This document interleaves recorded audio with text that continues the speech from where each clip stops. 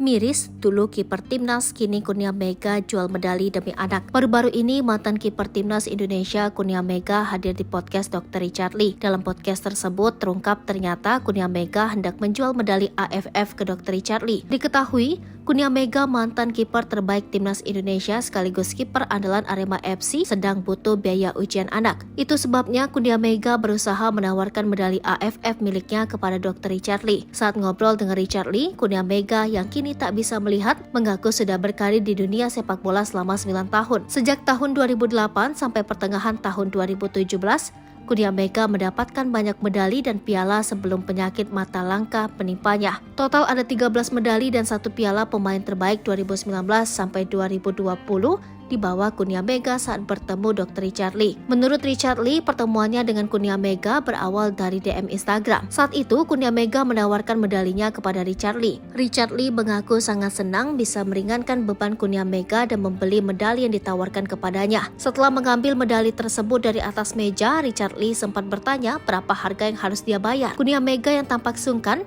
sempat kebingungan dan tidak bisa menjawab. Kemudian, Richard Lee menyebutkan berapa harga medali itu sebab sebelumnya sudah ada negosiasi di belakang kamera dengan Kurnia Mega. Medali AFF 20 juta rupiah, kata Richard Lee. Mendengar ucapan tersebut, Kurnia Mega tampak tersenyum bahagia tanda setuju. Richard Lee berharap penjualan medali itu bisa membantu Kurnia Mega dan keluarga. Saya nggak bisa ngomong apa-apa lagi nih, terima kasih, kata Kurnia Mega senang. Tidak cuma itu, Richard Lee bahkan bersedia melepas medali AFF itu bila ada yang ingin membelinya. Nantinya uang yang didapatkan oleh Richard Lee akan diberikan lagi kepada Kurnia Mega.